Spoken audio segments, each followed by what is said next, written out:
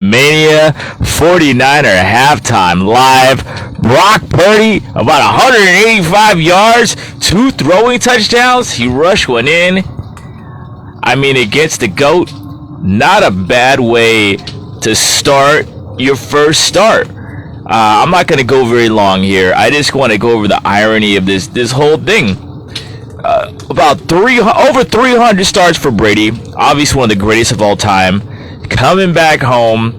But you know what? Like I said before, Brock Purdy is coming through like Rudolph the Red-Nosed Reindeer on a foggy Christmas day. I mean, this guy's coming through it. And it doesn't seem like any of the 49er players are all that surprised. I was a little worried. Very first snap of the game on offense for Purdy, the defensive back of the Bucks or whoever busted right in the head. Helmet to helmet hit. Rocked Brock, and I thought maybe that's a strategy because the 49ers are down to their third quarterback. I mean, it's literally it's a blessing when you're down to your third quarterback and you're going to do anything. All right? And maybe the Jets have learned from that, having an okay quarterback room themselves. But man, I think we could try to take him out. He got busted right in the head.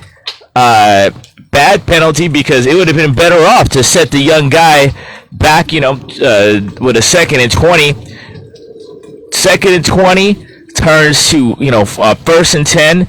10 yards up the field. Debo scores.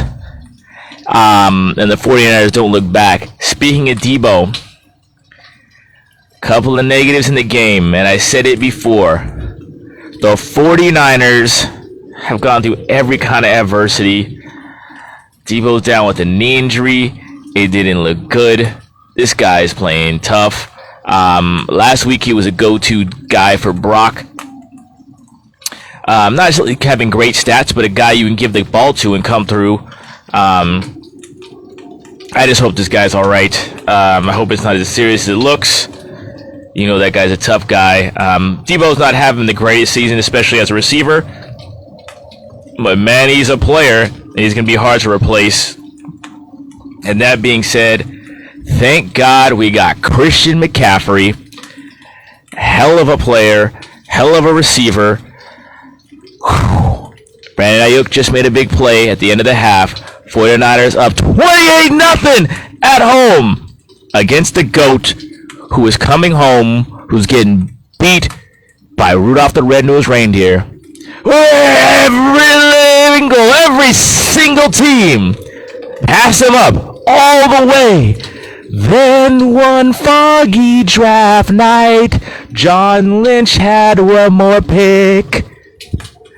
Everyone called him Mr. Relevant, and they can all just eat a figgy pudding. You can all eat figgy pudding because Brock is not irrelevant. Hey, look it. He's had at least one good half of football. Some breaks went his way.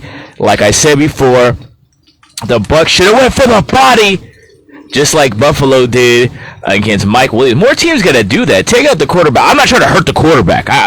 Football is like just watching last game and watching the 49ers. I'm talking about the last game I was watching, Buffalo against the Jets.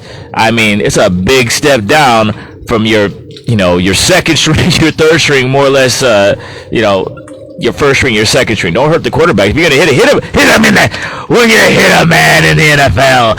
Hit him in the guts. Break some ribs. Don't scramble brains or, tear ACLs. All right. At least the guys, it's going to hurt. They can play through that. Mike Williams looked good. And I think the Bucs should have learned their lessons. They should have gave this guy some body shots.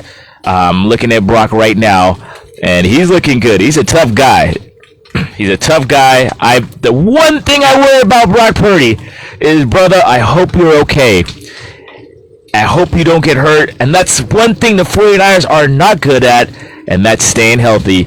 Let's see if the 49ers can stay healthy after Gibbons and Debo go down. 49ers kick it off, second half. I will give you something at the end of the game, my thoughts. Second half starts. Here we go. the hell? Tackle this guy. I can't leave yet. Come on. We just had a good first half. Let's get some special teams. They're not looking that special. All right, here we go. Let's go. Tell him, Aaron Andrews.